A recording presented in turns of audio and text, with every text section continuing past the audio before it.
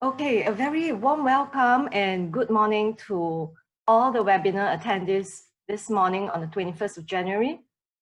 We have above 30 people here in this webinar session, including the various ones from the different enterprises, colleagues from the ITE, polytechnics, universities, and also from SkillsFuture Singapore. So welcome to this 6th Jobs and Skills Insights webinar covering the topic Control, Alternate, Realign. Leapfrog your strategic workforce development in 2020 with the tagline, taking an AI approach to future-proof your workforce. Right, good morning once again. My name is Xiang Chen and I am from the Futures Office of SSG's Skills Development Group. Together with me at the back end are 4 other colleagues from SSG. There's Rebecca, Kelly, and Manyong from the Skills Development Division, and Audrey Tay from the Enterprise Engagement Office who will join us a little while later. And we have been working together very closely with JobKred to bring to you this very first webinar of 2020. As some of you might already have known, JobKred is an AI-powered workforce transformation platform that uses AI and data science to help enterprises and individuals understand the evolving industry skills demand and then guide them closely to close the skills gaps to navigate the future of work.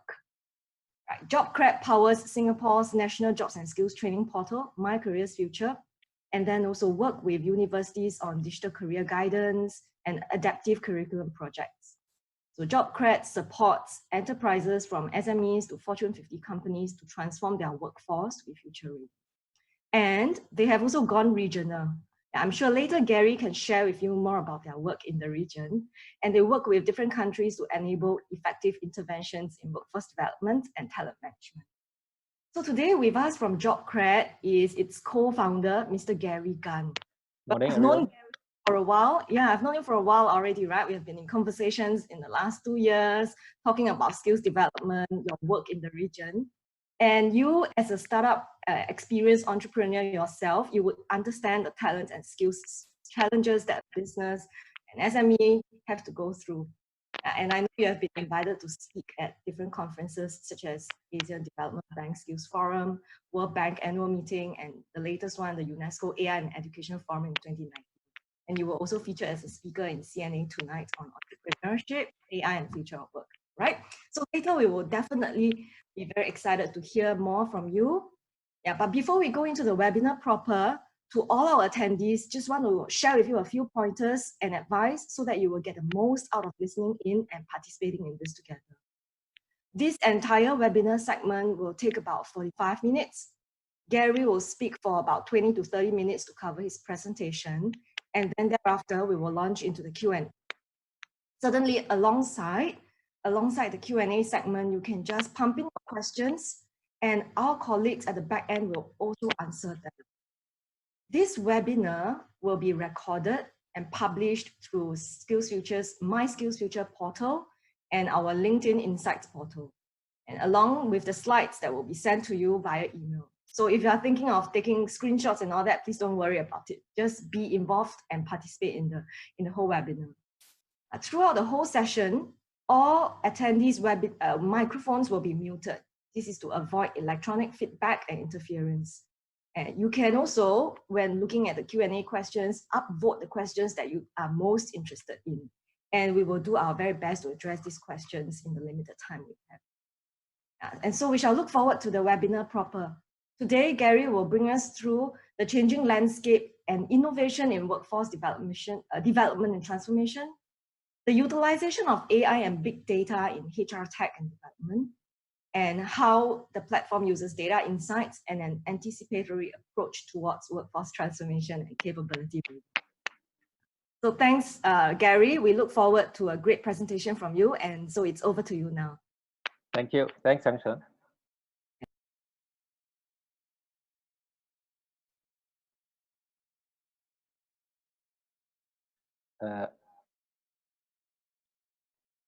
Sorry, another participant is still sharing. Okay. All right, morning, everyone. While I'm trying to get my slides ready, give me a minute. So, okay.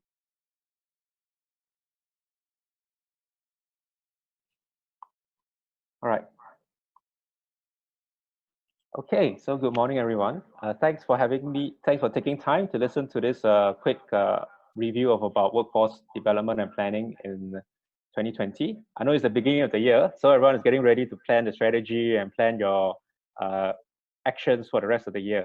So I hope that today's seminar and webinar can quickly share a little bit about how technology is disrupting workforce development, how things are changing in terms of the things you need to do to future-proof your workforce, and share some inspiration and ideas in terms of what you can take as the next steps and actions to plan for your 2020 workforce development. So I understand that there are a few different parties involved in the presentation today and the webinar today, from the school side as well as from the industry side. So I'll cover both topics, a little bit more examples around both topics later on. But for today, the key thing is that we're sharing more insights, we're sharing more possibilities and case studies today. So take that as an inspiration for the next year ahead. So first of all, quick intro. As Sanchen has mentioned, I'm the founder and CEO of JobKred. What we are is a workforce transformation platform that uses AI to guide people to be ready for the future of work. So I think the key thing that we need to understand as both educators and as employers is that the talent landscape is really changing extremely fast. So if you just look at the start of the decade, already at the start of the decade, there's a lot of news and information that education providers are working to train the workforce, but industry is maybe saying that, hey, we're looking for potentially a different or a more varied set of skills, right? So that's where we're already starting to identify the problems maybe 5-10 years ago. Now at 2019, 2020, the problems still exist, right? Where the number of skills that are being taught at work may be difficult for employers or even the workers to accept that they can use it at work. And is that the fault of any of the educators? No, it's not. Obviously, the educators are working their best to make sure that they are teaching the right skills. But the fact of the matter is, when there are new companies like Grab coming out, there are new technologies coming out all the time. Technologies will always change, requirements will always change, the job always changes, the companies change. For example, in Grab, you don't really need that. It's a platform, so you don't need taxi drivers per se, but you need people to code the platform out. So that's where you can start to see when industries are disrupted, people need to change, requirements need to change, and that's where this lack of skills in terms of the needs of the industry is happening and getting worse and worse. Right? So in terms of HR and in terms of workforce development, the tricky part is to meet the skills demand, right? First to understand and then to meet the skills demand. And if you look at roughly, I mean, from all of us who have gone through formal education, you can understand it does take time, right? So first of all, to understand skills demand, whether you're a company or whether you're a country or whether you're a school, it takes time to collect data using traditional methods. Normally, they'll do surveys, they'll do focus groups, they'll talk to industry. That's perfect, that's great. It takes a lot of time, it takes years. And as a company, you may need to interview your staff. You may need to interview the industry. You may need to talk to other players in the market or the other markets they're interested to expand to. It takes time to get the data. So first of all, to get skills demand, it takes a lot of time. Second, once you know the skills demand, you need to set up your new curriculum. So let's say you're a company, you want to transform to build let's say digitize your whole company, right? Then you need to figure out, okay, how do we bring in the right technologies? How do we train the people? And that takes time to develop curriculum. So it could take 2 or more years to develop curriculum, whether you're a school or whether you're a company trying to train your people.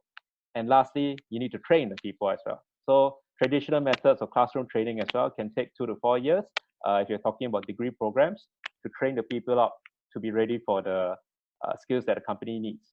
So if you think about this whole process, that can be up to 10 or 12 years long for a skill that the industry needs today. So you're thinking, so that means something that is very a lagging indicator, a lagging sort of a work to make sure someone is ready for the skills that are needed today. So that's the current situation. Now, this slide is a bit heavy, but I'll just go through quickly. The workforce transformation value chain. So if you're talking about workforce transformation, as I mentioned, the critical thing is to make sure that we have the skills needed for the industry, right? Matching the skills demand to skills supply.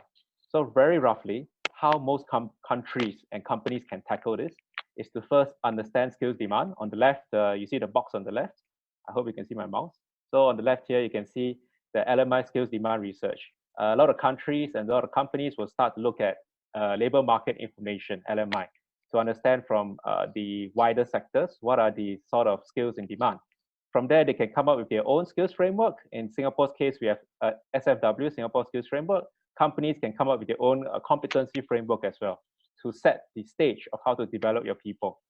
Third, then you need to adapt your curriculum, whether you're a country's education arm, or whether you're a company's training department. You need to set up the curriculum to make sure that people have the skills in your framework or your competency map that you need for the future. Then you need to set up teacher training in the case of your own internal or a school training to follow the curriculum. Then you need to help your staff or your citizens to have skills and career development to guide them towards the right direction. In a lot of companies, it becomes individual development plans, right? Of course, then you need to talk to training providers, whether internal or external, to close the gaps. And finally, look at employment and employability to move your people, whether within the country or whether within a company, towards the right opportunities. So these are the typical steps looking at workforce transformation. And of course, today we're going to share more of how AI technology can help to make these steps faster, more efficient, and more accurate. So I think, as I mentioned, just a quick summary of the overview of the situation. It is essential to quickly and effectively match skills demand to skills supply, because again, the industry and the workers themselves are saying that they don't feel ready. They don't feel ready for the workforce because of the skills that they don't know what they lack. So it's essential for both employers and for educators to match the skills supply to skills demand. So second is that I'm going to show you some examples later on of how AI can learn from real-time labor market information to help recommend careers, training, and jobs to citizens or to employees. I'm going to share some existing case studies where we have worked with other companies and with other countries. And I can share the example of not just Singapore, right? But if you have staff in less developed countries, the same technology can apply to them. So I think now, again, the fact that we're in 2020, we want to talk about taking action. What is the next steps? Now we know the situation. We need to make sure that, of course, our skills match the demand. How do we take action next in a fast and effective manner? So first of all, when we're talking about an AI-driven approach, let's compare it to the traditional, right? Let's compare to how things are done now. So currently, again, whether you're a country or whether you're an employer, you would first look at analyzing external trends or looking at your own internal data to understand what is the skills demand, and then to try to set up your change direction. So first, you need to analyze external, then you understand your existing information of your workforce, whether it's employees or whether it's citizens, and then you set up the change. So that's a very linear process, and there's no feedback loop. It doesn't go back to itself. It takes time, and it's very repetitive. Right? So what is possible with technology now is the integration of all these different elements together to make it adaptive, to make it data-driven, to make it easy to scale, and more effective. So the three things that we're looking at to combine together would be competency frameworks, where you have, for example, Singapore Skills Framework to put together, or we could be looking at labor market information to digitize. Second, you want to understand the employees or your citizens in a very scalable manner. Instead of interviews, surveys, and focus groups, can we do it using digital tools? And lastly, once you know the future and once you know where your people are today, how can you match, and you've identified the gaps, how can you match the interventions to close the gaps in an effective and self-service manner? And with all that information, being able to create a feedback loop to get the information, then going back to the skills demand and going back to the employees and changing again. So that's how we can try to work towards an adaptive ecosystem with technology. And I'll show some examples of how that's done later on. So I think one thing that we can share today is that what are the technologies being used to support in fast and effective HR planning. So first of all, as I mentioned, you want to understand demand. You want to know what's going on in your country or in your industry, not just in Singapore, but potentially the rest of the world as well. So that's where big data comes in. So I know big data may be a heavy word, but let me just quickly explain. Of course, you have been through these webinars probably from the previous speakers from Burning Glass, from LinkedIn, for example. They have a lot of data. So a lot of data exists in the world about skills demand. Normally that's taken from job boards, resume sites, company websites, for example, and that's where the company posts information about what sort of skills they're looking for. So traditionally, someone would need to be in the industry or have looked through all this information to understand the skills demand and tell the country or tell the company what is the skills demand. This is where big data comes in to be able to analyze the data and decipher the demand in real time and even do some predictions. So if you can see trends, if you can see information that's going up, you can turn that into prediction. So these are the information that was shared previously by LinkedIn and Learning Class. But what about how do we use this information? How do we apply this information to help our citizens or help our employees? So the second step, once you have that information, you can actually train a system to make recommendations. So imagine a virtual, career coach or a virtual skills coach in a way that knows every single job in the world, that understands all the changes in terms of what skills are needed, what is the trends, what are the job titles available, what should you as an individual work towards, because that system should understand yourself as well. So that's where building an intelligent system using AI to be able to understand each individual skills, and second, to understand the demand out in the world, and then make recommendations. That will be where we can apply this technology. So this system really needs to be updated with all the latest skills and labor market data. So the last step, how do you support interventions? So again, the direction that is getting popular nowadays is about modular training and modular education. So traditional training would be something like taking a 4-year degree program, which is a course that is set by the school and the curriculum is set by the school. You follow 101, 201, 301, 401, for example. Now, because of the changing nature of work, changing nature of the skills demand, a lot of companies and even countries and schools are looking at, can we do modular education? Can we do just-in-time sort of education where we identify skills gaps, personalized skills gaps for the individual based on the country's demand, industry demand, and my personal skills, and what are the missing gaps, and then push the right training, appropriate training to the individual. So that saves a lot of time for everybody. It saves time for the individual because they need to take less training. It saves time for the employer and the school that they don't need to provide training that is not needed for the individual who has it already. Second, it reduces the friction of going through a very, very long sort of education cycle, right? So that helps to map the skills that is necessary to the skills gaps. So these are the 3 technologies that are used nowadays to support fast and agile sort of HR development and skills development. So big data analytics, personalized skills gap analysis, and then closing skills gaps with modular and targeted education. So essentially, what AI, in a nutshell, what AI can support is basically to first help you as a country or you as an employer to plan the future by using local and global data to instantly understand, reference, and plan your future development roadmap. Second, it is to help understand what's going on in your people today, whether it's a citizen or whether it's an employee, to use a system to analyze their skills and understand their skills gaps. And third, then is to implement change. Now, this last third part is not obvious to a lot of people who are not, for example, from HR, but it is a pain to take the information and push it out to the rest of the company. You could have a 550 or 50,000 staff. It is equally tricky to push out these changes to the staff on an individualized level. So that's where a system and a platform can help a lot, where the user can log in to personalize their own skills and career development and get instant recommendations of what are the next actions to do.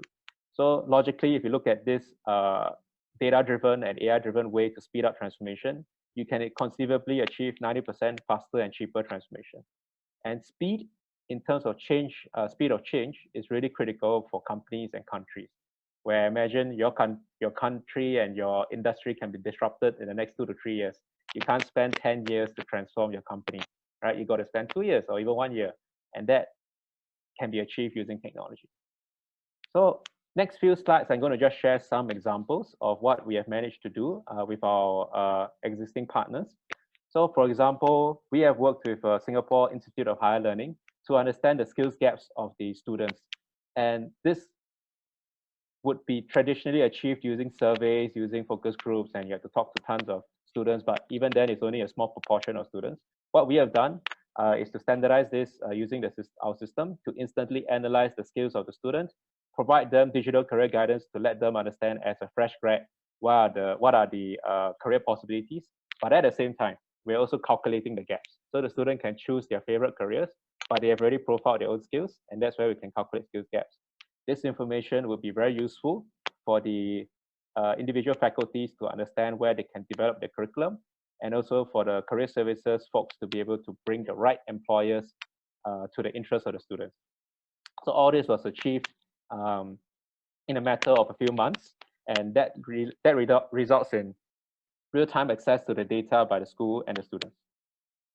So just some examples where, for example, the School of Computer Science, after the hundreds of students who were profiled, we actually came up with a list of skills that are reported by the students and the careers that they were interested in. And from there, you can easily calculate the skills gaps, obviously. So let's say a student is interested to become a web developer. What are the skills that he or she reports? And from there, you can calculate the difference. So we have started to see an indication of skills gaps presence within some of the faculty of the students. And that's where this information can go not just to the faculty and to the school, but to the students to be shown as well that they can take their own action to learn, for example, Apache or Ajax or XML, for example. So that's just one application of the technology in the school context.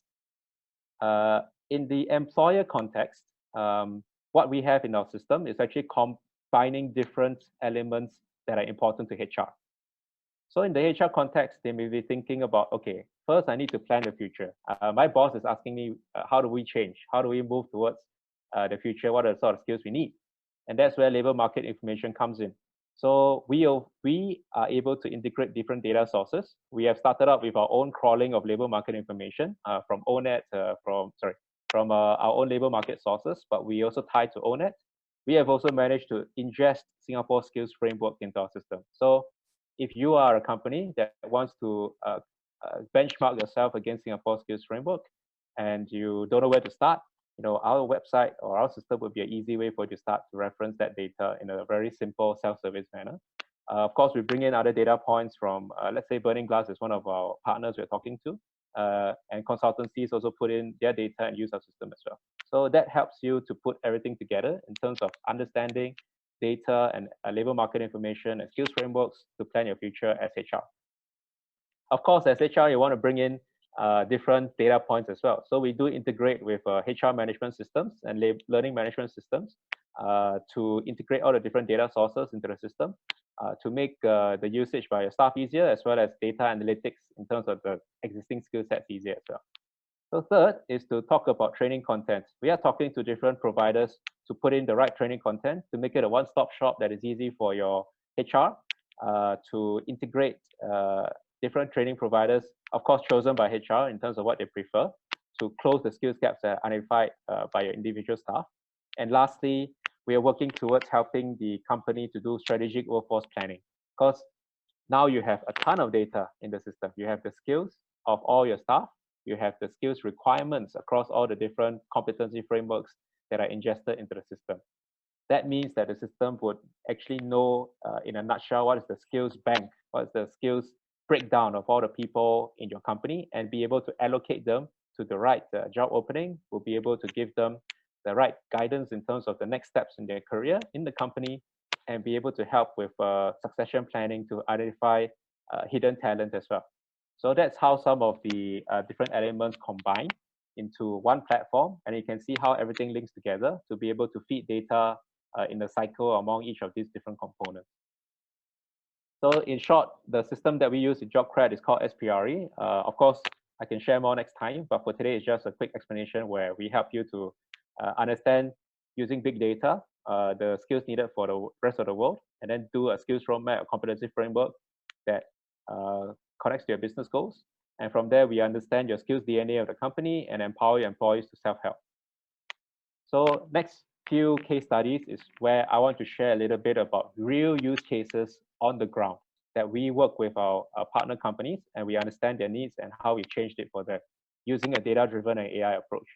So first case study, we're talking about the oil and gas multinational company.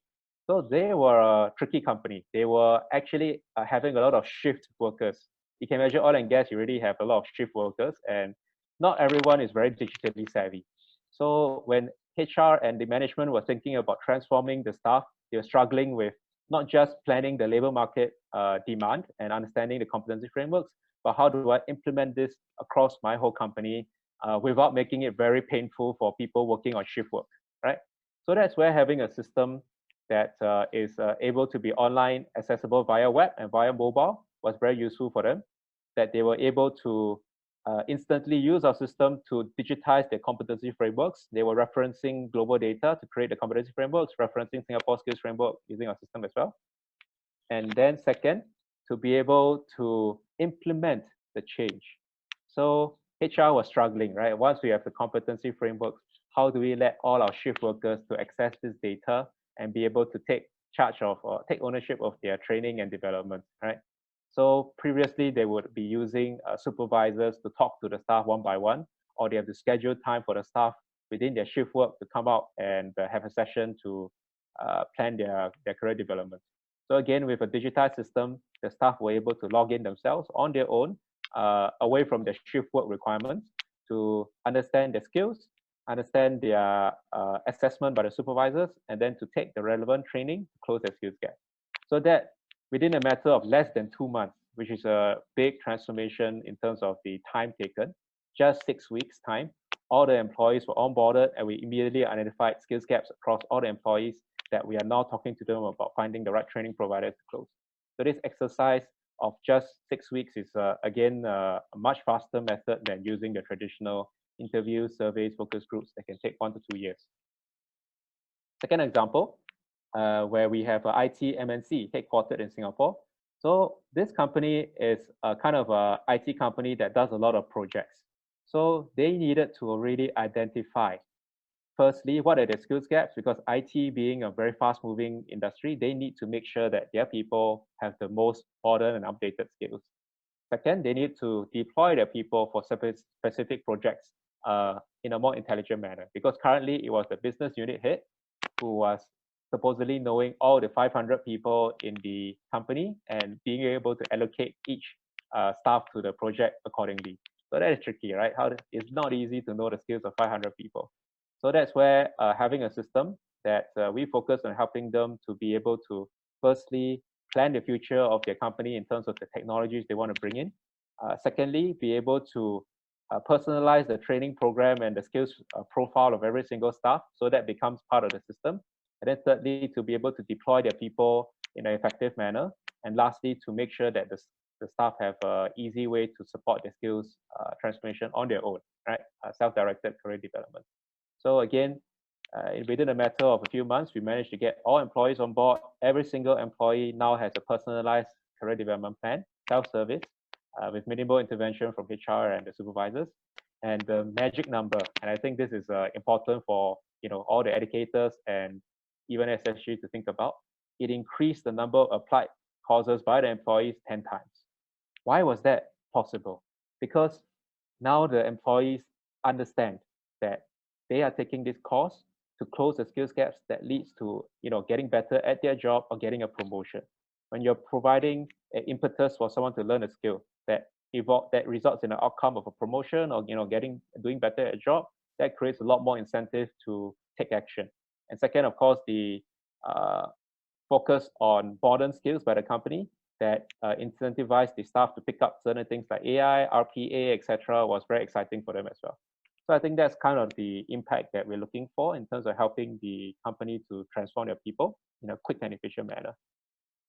Last example, we also worked with a Singapore government agency. So Singapore government, of course, is transforming as well, and they're also looking to use technology to do that. So in the same vein, same thing, in just 6 weeks, we managed to profile all 700 plus employees within the agency and incorporate 60 job profiles to modernize the competency frameworks, referencing global and local data.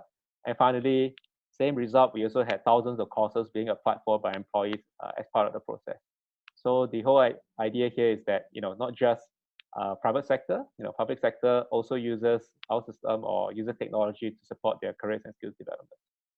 So before I go into the summary, I want to share a little bit about the country level work we're doing as well for the education people listening in. We also work with countries like Bangladesh, Sri Lanka, Bhutan, etc., Myanmar, for example, where we work with Asian Development Bank and World Bank to understand the skills of the skills demand of the country by looking at the labor market information, and then to support the curriculum transformation for the country and support the industry transformation as well. So with this information, we also can reference this to support employers in terms of how they want to move their operations or at least hire people in different countries, or the skill sets that are strong in certain countries versus other countries. So that's just some of the things that we work with other countries in national projects. So in short, I think today's focus was talking a little bit more about, firstly, what is the situation today where skills are changing fast, and not just HR, but the country and the educators need to make sure that their skills that they're training for are matching the skills demand. Employers also need to make sure that their skills or their people are matching the demand that they have for the future as well. So in summary, I think HR practitioners would need to not just do the day-to-day work, but understand how they evolve in their own roles and take advantage of AI and data to move up towards a more strategic planning to support the company needs, to be able to sit side by side with the CEO and inform the CEO that, look, we know that the company wants to move towards this direction. These are the skills that we need in the company to support it. This is how we transform to close those skills gaps with training interventions. So 3 quick summary points. I think the future of skills is ever changing. So a traditional strategy that is a bit static is going to be tricky to support. We need to make sure that we are agile in terms of how we develop the skill sets of our people. It needs to be personalized, it needs to be versatile and transferable. So second, learning interventions. As a company, as a country, we really need to find a better way to identify skills gaps quickly, but intervene quickly as well with effective training programs that are personalized to the context of the individual. And lastly, looking at technology, not just to implement technology in your company, but to use it to transform your people at the same time. And we have shared some examples today of how that can be achieved with some of the partners we're working with. Of course, there are other examples around the world where, for example, HR uses technology like chatbots to support onboarding of their staff. They use technology like natural language processing to be able to analyze the CVs and resumes of their staff for recruitment purposes. There's many other examples of technology being used in HR for things like employee engagement as well. So today's focus was a little bit more on education, but of course, there's many other ways that AI and HR, AI and technology is used in HR. So I hope that today's sharing was useful for you to understand, first of all, the current situation. Second, to understand what are the technologies being used to tackle that situation. And thirdly, some case studies of how that is used in the Singapore and the regional context. So thank you. I won't cover the about. You can read about us more in detail in the future.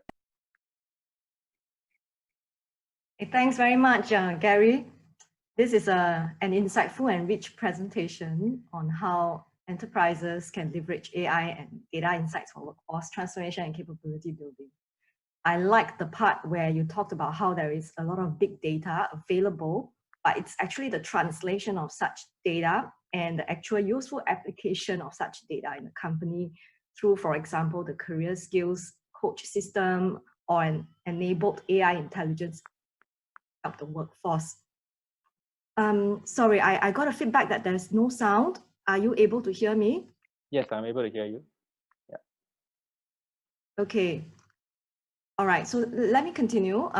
We are now entering into this Q&A segment, and we've seen questions come in. Right now, there are about 5 questions, 4 to 5 questions already. Right, would like to hear your view. There is a question from Po Xie. Because when you talk about your case studies, and they are very great case studies, we want to hear from you. What about the smaller SMEs, especially those with less than 50 employees? That's the question from Po Xie.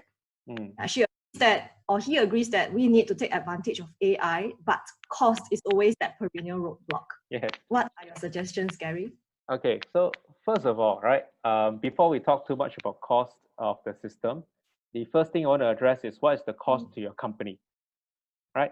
So if you think about it, there's a lot of data that shows 10 to 20% of skills are lost every single year. So let's say you're paying for the salaries of 50 people.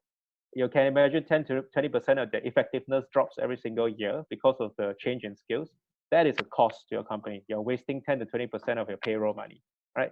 So in that context, just that simple example, of course, there's other examples of what is the risk of your company being disrupted, right? Where you are not using the modern technologies that makes you more competitive to other people. You're not transforming your company fast enough. That is a huge risk and cost as well. So first of all, you need to think about what is the cost to a small SME if I don't take action, if I don't do anything, right? So that is the first thing to think about. Normally, it'll be about 10 to 20% of your payroll in terms of the risk and cost involved. Then you talk about, okay, what is the cost of technology? So in our case, we are really very, very cheap. It's literally like the cost of a coffee for a staff every single month, right? So that is something that is very achievable by most companies. And that is the value of technology. If you were using your own people in terms of hiring a training manager, hiring a OD manager, organization development manager, to do the work, it's going to cost a lot more than using technology. So that's the first thing to address, that most companies first need to see what is the risk if they don't do any action in transforming their people. Second, comparing the cost to hiring people to do the work. Technology is always cheaper than using a human being because it's standardized across all the different clients using the system. Thanks for sharing about the trade-offs or the what if you don't get on board these kinds of technology. And so relating to that question would be Dixon's question. Yeah, certainly companies are progressively looking towards HR tech. Can you share with us how ready they are? That means based on your experiences here, let's say on a scale of 1 to 10, how ready do you think they are, or how mature are we, Singapore companies, in adopting such HR tech alongside other kinds of technologies? Yeah, very good question, right? So to be honest, this goes down to how companies see the need for HR, because companies invest their money in where they think the biggest return is, right? So a lot of times HR sometimes can be seen as a cost center. And that's something that probably HR needs to do some work internally to change that view as well. Because, you know, it's not just a cost center, but the core of the company is the people. Doesn't matter how much technology you have, people still need to use the technology, right? So how do we make sure that we use that as a resource, and how does HR become strategic to be able to talk, as I mentioned, sit next to a CEO and talk not just about payroll and leave and matters like that, but able to talk about, here we are as HR to support the transformation and the business goals of the company. One of the things that we learned is data is very useful to be able to let HR have data-driven sort of examples to sit at the table. So let me give you a very quick, simple example where if HR had data to show to the CEO that, look, CEO, you want to transform to become an AI company, but at this moment, only 10% of our people have AI skills. We need to make sure that 90% of people have AI skills, and this is the plan. You know, so that becomes a lot more strategic, that HR can have that conversation to the CEO, right? And that makes it much more attractive for the CEO to invest in people development. So I think these are some of the areas where the HR needs to firstly upgrade, or not, I wouldn't say upgrade. No, HR needs to move up the ladder to be more strategic, and then to be able to position themselves with the skills and the data that they have, that they need to sit at the C-suite table. And that's where technology can help. So technology is not just to make processes and to make systems more efficient and save money, but it's also a strategic value to get data and make insights to transform your company as well. So second question around that, sorry. Second question around that is the adoption of HR tech, right? So I think the whole point is, firstly, HR needs to present themselves a little bit higher up the value chain so that technology usage and investment can be pushed for within the company. Second, HR themselves probably need to be a bit more digitally savvy as well. And that's where I hope sharing sessions like this can be shown that, you know, AI is not something that is foreign to HR also, right? It's actually something that is a day-to-day use case for HR as well. And there's many other applications around the technology for HR. So I think HR needs to really get into embracing technology, not just for operational efficiency, but for strategic efficiency. Yeah, thanks, Gary. Actually, I definitely concur with you that data is more than opinion. If you can present data, it presents a very strong case for any type of change to happen. And also relating to your comment on how HR professionals might have to then skill up. This is a relating question to Michael Choi's question. He said, thanks, Gary, for a great presentation. I like the end-to-end automation process to reveal skills gaps, identify possible resources, plug the gaps, and transform the organization. And the question is, then, in view of such transformation for HR professionals, what do you think is the new role of HR professionals? And I'd like to add on, and what types of new skills do you think HR professionals should acquire in this time and age? Yeah, so I think I touched on this question the previous answer. I think HR obviously has traditionally a little bit been operational to do the operational work of day-to-day, leave payroll, managing the people, etc. Now we're talking about how can HR become more strategic. The HR professional, we may need to really start to have data analytics skill sets to understand firstly business. Before data, you need to understand the business, right? You're not just doing the day-to-day work anymore. You may need to think about, what am I doing that actually adds value to the company? Firstly, what is the company's direction? Let's say the company wants to be more efficient or create new product lines or expand to other countries. Traditionally, HR may not be thinking about that because that's not your job. But now, can you think about that from your perspective as HR? So let's say a company wants to expand overseas. Can HR sit at a table to say, hey, we have data to show that in that country, when we expand overseas, there's a certain lack of skills in that country that we may need to train those people up beforehand in Singapore before they go overseas, right? These sort of data-driven answers that adds value to the conversation and the strategic objective of the company from the HR perspective. I think that's very valuable for HR professionals to start to gain that sort of skill set. And second, I think in terms of being able to make their job much easier and more efficient, right? So in our context, for example, when I work with HR, a lot of their work is quite manual, day-to-day work. So for example, previously, let's say just to do a skills profiling exercise, right, where they need to understand the skills of the people, they will create huge Excel templates.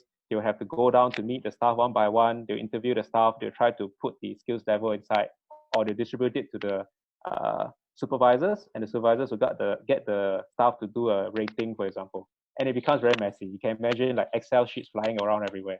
So HR ends up getting bogged down in all these manual details, and it's a pain for them. It is very manual and tricky. No one wants to do that, right? And that's where, firstly, HR may need to think, this is not my day-to-day job. Is my day-to-day job really just doing all the manual work? Or is it really solving the problem at hand? And solving the problem at hand means that, can we identify the skills of the people, right? Rather than doing the Excel matching and everything. Then that's where they'll think creatively, like, okay, is there technologies or process change that I can support to solve my business or solve my operational challenge, and at the same time allow me to upgrade towards a strategic sort of role. So really, I think HR may be bogged down in day-to-day details. They need to step back and think about, okay, what are we really doing as HR? Can we make it more efficient? And secondly, can we bring data insights to the table for business strategy discussion? Yeah, thanks, Gary. So at this point in time, I would like to invite our in-house HR development specialist. Her name is Man Yong, and she is online because we are talking about the skills required and the new job role of such HR professionals. Man Yong, could you share with the audience the kinds of skills, perhaps based on your experience, based on the skills framework that you have developed, required for HR professionals moving forward?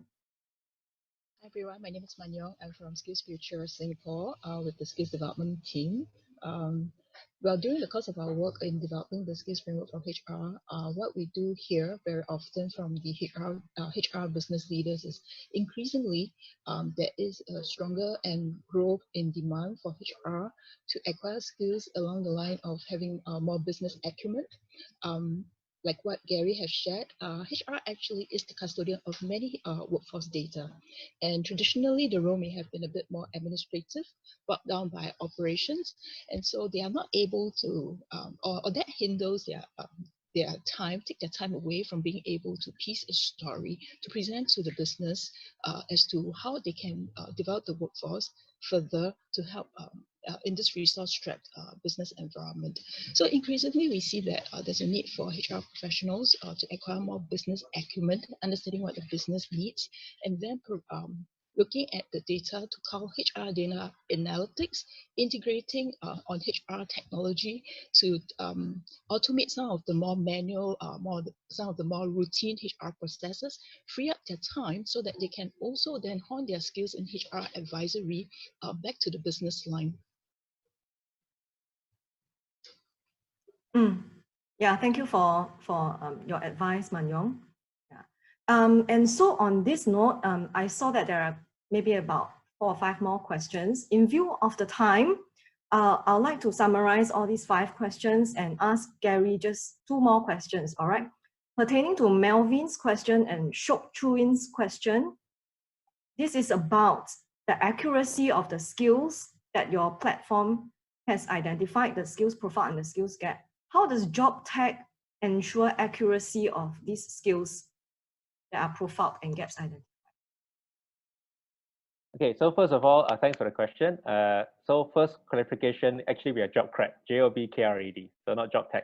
So that's a separate company, separate situation, right? So first of all, how do we do it? I think in our case, we don't try to say that we are the most accurate or the most a system with the best data. So we actually partner with other people, as I mentioned. We partner with Burning Glass, we're talking to LinkedIn, we're talking to other people to put their data into the system. So we also put in Singapore Skills Framework data, for example. So in that case, I would say that yes, we have our own global data. It has a good degree of accuracy because we are also powering the My Careers Future portal with our data, the Singapore National Job Portal. But if you don't, trust JobKred's data, you can trust Burning Glass, you can trust LinkedIn, take their data into our system. So first of all. Second of all, to trust the accuracy of the skills gap. There's no accuracy element here because it is a simple 1 minus A minus B, right? Where we have helped you to create a competency framework. The accuracy will be in making sure your competency framework is correct and accurate for your own future direction.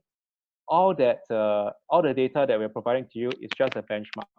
Every single company working with us customizes the context of that reference point, whether it's Singapore Skills Framework or whether it's our global data set, to be able to create their own competency requirements for their own company. So that's the first thing, to make sure that you are confident in your own company's competency direction. Second, then of course, the tricky part would be the accuracy of the skills validation. So after that, let's say you have a direction of the company, you need to make sure understand what's the skills of your people, right? That's where it becomes a bit more subjective in terms of how you measure the skills of your people. Some of our companies use a supervisors, because supervisor will know your own staff to measure the skills of the people. Some of our companies use subject matter experts. Some of our companies use third-party assessment tests. This is the trickiest part because where you are evaluating the skills of your people, it can be relatively subjective to say he's a beginner versus he's an expert. And different companies will have different levels of beginner expert. So for example, an IT company, having Python could be, basic to them. But in a, food manufacturing company, if you know Python or you know Excel, you're probably, the most digitally savvy in the company. So that is the trickiest part. Firstly, to make sure that the accuracy of your own future prediction is correct. Second, to make sure the accuracy of how you assess the person is correct. Then the third part of A minus B in terms of your company's direction minus the skills of your people that's profiled, that is the simple gap analysis. There's not much in terms of lack of accuracy there. So you really need to make sure your A in terms of your direction that's set by the company is very accurate per se in terms of what you want to do. And B, the skills that you are profiling and assessing within your staff are accurate, then the gap analysis becomes accurate as well. All right. Thanks, Gary. And just so we before we head off, the last question is from Edwin Tan. And I actually really like this question because while companies embark on HR tech and then transform their workforce, do you also track the impact on the company's bottom line, such as productivity, profit, cost saving? Yeah. Okay. Mm. That's a great question, and that's a tricky question because every company is different in their challenges. So as I mentioned, some of the CEOs that come to us and work with us, they may say that my goal is to differentiate myself from competitors.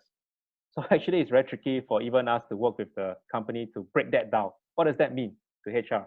So I give you a real life example, right? So there's an education company, early childhood education company that came to us. We met a CEO.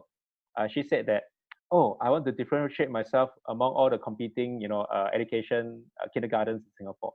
So she identified that she wants to train up their people to have certain customer service skills, right? So that's how we help them to understand the business goals and strategies. In this case, I want to differentiate myself from competitors, translate that into things that can impact your people. In this case, we need to make sure our people are differentiated with high quality customer service skills that it's not just for the students, the kids, but also for the parents, right? And thirdly, come up with the strategy to get that in place. So we actually took some skills framework data from Singapore skills framework, but we also looked at good customer service companies, good customer service companies like airlines, etc. We took that data and showed them, hey, this is how they do their own customer service training. So that helps the company to set the HR practices to suit the strategy of the company to differentiate from the market, right? Now, that being said, how do we calculate the value of strategic differentiation? It is very tricky. So, long story short, it's not easy for anybody to do any matching to business processes in a very easy manner. We need to work specially with the company to first identify their business strategy. Then we do the change and we try to measure it. The easiest way for us to measure ROI now is in terms of skills gain. A lot of our companies who talk to us, one of the strategic goals they have also is to reduce costs and make their spending and more efficient. So one of the first things we tackle is their training expenditure, to talk to them and say, hey, your measurement of training ROI now is based on training hours. How many hours the staff goes for training, for example, right?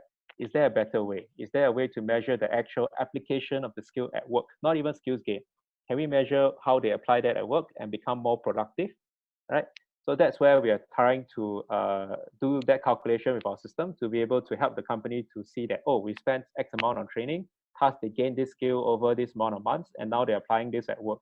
And then we try to calculate the skills gain from there. We haven't tied skills gain to productivity yet, again, because it's a very complex equation to that. But we are working towards those steps to measure HR impact on business strategic goals and operational efficiency goals. Yeah, thanks, Gary. That's a very good response to a very complex and difficult to answer challenge. Yeah, and I think you have provided some advice on quick wins. This is the last question from Edwin, right? Because earlier you spoke about how the usage of data, the way it tells the story more effectively than anything else, and then this whole application of skills at work, skills gain. And I'm sure the enterprises here and the IHLs here, if they have further questions, they can certainly get in touch with you directly, you and your team, right? Yes. At this present moment, maybe Gary, it's useful if you can just key in your email address or your contact details to everybody here in the panel chat so that they can reach out to you directly.